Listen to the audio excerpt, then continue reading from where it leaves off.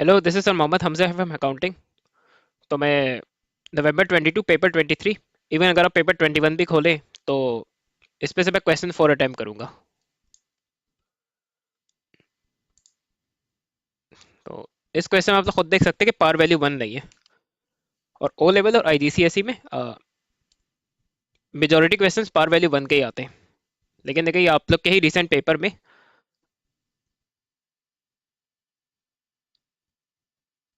0.5 par value का question आया हुआ है। तो ये क्वेश्चन सॉरी सर कैसे अटेम्प्ट करने पड़ते हैं। The following information is taken from the statement of financial position of C limited at 1 September 2021। और उसमें देखिए हमारा ईयर एंड हो रहा है अगस्त 2022 में।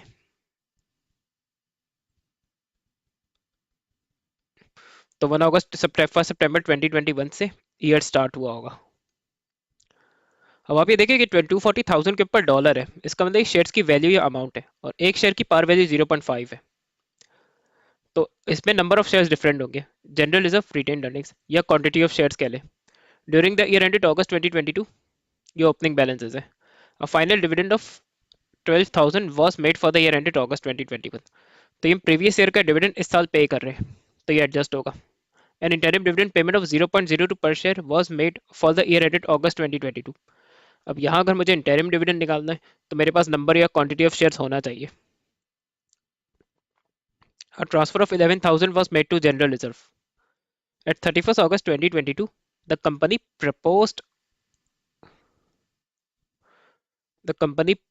a final dividend of 10,000 for the year ended August 2022। और अगर आपको एक क्लियरली तो आप मेरी जो कॉन्सेप्ट्स की वीडियो है कंपनी की उसको भी रेफर कर सकते हैं। करंट ईयर में जो प्रपोज होगा डिविडेंड, तो पे वो नेक्स्ट ईयर में होगा अगर मेजोरिटी शेयर होल्डर्स ने उसको अप्रूव किया एनुअल जनरल मीटिंग में। तो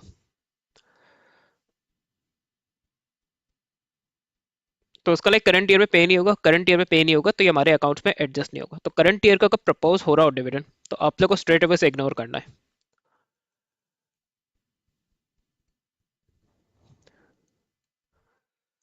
The revenue for the year ended August 2022 is 310,000 and the profit before debenture interest was 323,000। Retained earnings में जो final profit for the year है इनकम स्टेटमेंट का वो लेते हैं। तो उसमें से हम इंटरेस्ट माइनस करके जो प्रॉफिट फॉर द ईयर आएगा वो लेंगे। और tax as such O level या आईजीसीएसई के क्वेश्चंस में टेस्ट नहीं होता, वरना टैक्स भी माइनस होता। तो पहली रिक्वायरमेंट ही statement of changes in equity की है। अब इसमें पहली बात ही समझने की कि इसने 240,000 कैलकुलेट कैसे किया होगा। देखिए 0.5 एक शेयर की पार वैल्यू है, तो पार वैल्यू को अगर हम नंबर ऑफ शेयर से मल्टीप्लाई कराएं तो फिर शेयर्स की वैल्यू या अमाउंट आ जाती है। पार वैल्यू 1 होती है तो नंबर ऑफ शेयर्स भी सेम ही होते हैं। अब अगर मुझे नंबर ऑफ शेयर्स कैलकुलेट करने हैं तो ये जो शेयर्स की वैल्यू है 240,000, इसको हम डिवाइड कर देंगे 0.5 से।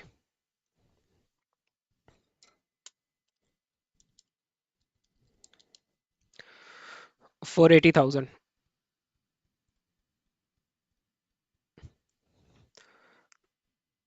तो जो उसको इतना अंडरस्टैंड नहीं कर सकते तो आप लोग ये रट भी सकते हैं कि अगर शेयर्स अगर पार वैल्यू अदर देन 1 है तो नंबर ऑफ शेयर्स कैलकुलेट करने के लिए जो भी शेयर्स की वैल्यू होगी उसका बस पार वैल्यू से डिवाइड करा दे। 0.5 भी हो सकती है, 2 भी हो सकती है, 0.4 भी हो सकती है। अब इसके जरिए इंटरिम डिविडेंड आराम से आ जाएंगे। तो 0.02 को 480,000 से मल्टीप्लाई करेंगे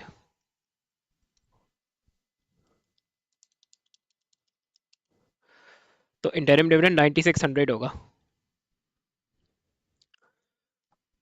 और ये प्रॉफिट बिफोर इंटरेस्ट है 23,000।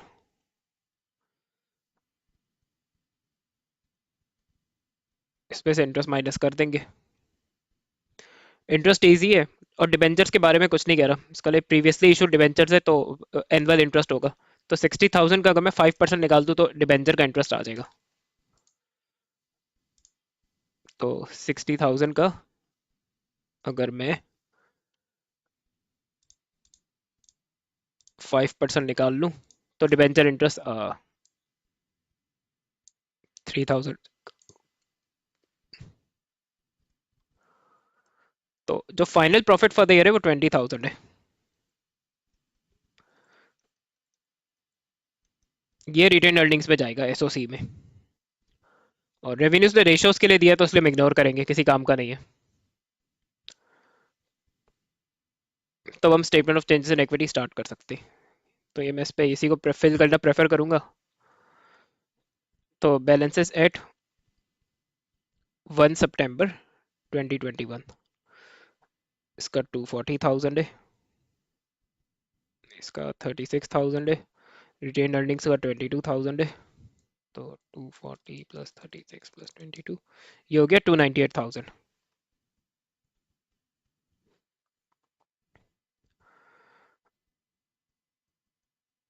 ये वो फाइनल डिविडेंड लूंगा जो हमने पे किया है, जो पे डिविडेंड करेंगे वो लेंगे हम अकाउंट्स में। तो ये 12,000 या रिटेन अर्निंग से माइनस हो जाएगा। टोटल कॉलम भी इस वैल्यू से डिक्रीज होगा। इंटरिम डिविडेंड मैं वर्किंग से लूंगा।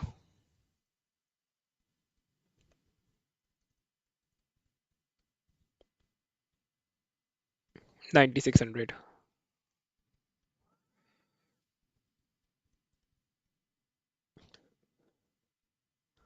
Transfer to general reserve.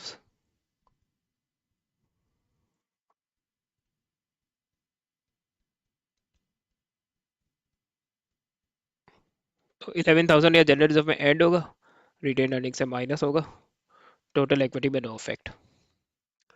और अब हमारा रह गया प्रॉफिट फॉर द ईयर। ये फिगर भी मैं वर्किंग से लूंगा।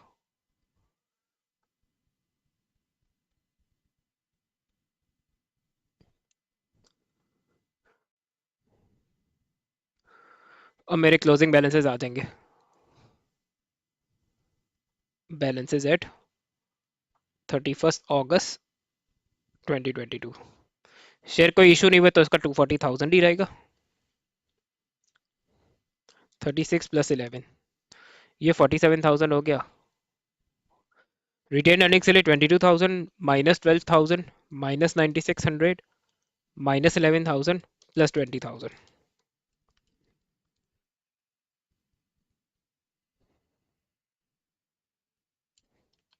तो ये आया 9400। क्लोजिंग बैलेंसेस को ऐड करके देखते हैं। 240 प्लस,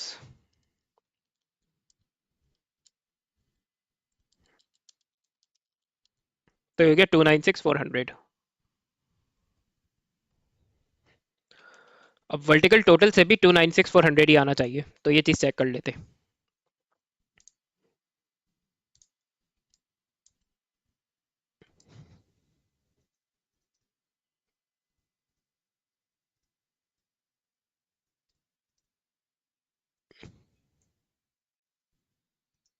वही आ रहा है 296,400।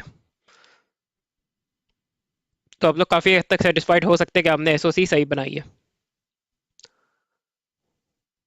रेशियोज के पार्ट हम नहीं करेंगे, लेकिन ये रास पार्ट करूंगा क्योंकि ये इस टाइप का थ्योरी का क्वेश्चन आता है कंपनी के क्वेश्चन में। C limited plans to buy additional premises, two options are being considered to raise the finance required, issue 6% debentures to raise 65,000, issue additional ordinary shares to raise 65,000। Already debenture है और 2024 में repay करना है।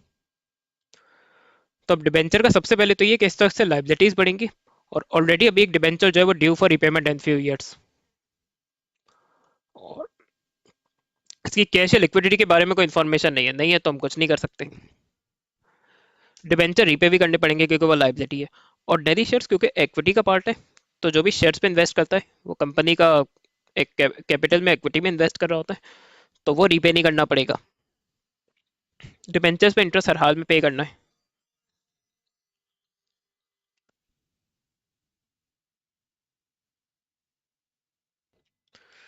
तो अब इसकी देखिए मार्किंग इस तरह होती है कि जैसे अब 5 मार्क्स का क्वेश्चन है और दो अगर ऑप्शन दिए, तो 2 मार्क्स ऑप्शन 1 के होंगे, 2 मार्क्स ऑप्शन 2 के होंगे और 1 मार्क्स एडवाइस का होगा। तो अभी कोई 5 मार्क्स का तो सब कुछ नहीं लिख सकता था, तो कुछ पॉइंट्स मैंने मेंशन कर दिए। और उस पर एक और पॉइंट मैंने लिखा है कि नए शेयर जो इशू करेंगे उससे नए शेयर होल्डर्स आएंगे जिनके पास वोटिंग राइट्स होंगे, तो उससे dilution of ownership and control होगी करंट शेयर होल्डर्स के लिए। मेरे ये मसला डिबेंचर्स के साथ नहीं होगा क्योंकि वो लेंडर्स ही होते हैं, तो डिसीजन मेकिंग में या वोटिंग राइट्स होंगे नहीं होंगे, तो वो एजीएम में पार्ट भी नहीं ले सकते, तो डिसीजन मेकिंग को इन्फ्लुएंस नहीं कर सकेंगे। न्यू शेयर होल्डर का डिसीजन मेकिंग में रोल होगा कंपनी में।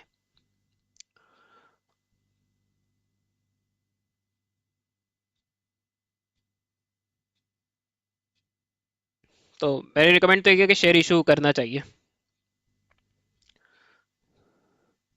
और उसमें ये भी आप कर सकते हैं कि एक दो एक्स्ट्रा पॉइंट लिख दे ताकि कि आपको पूरे ही मार्क्स मिल जाए, अगर एक आध दो पॉइंट उसे नहीं पसंद आते तो।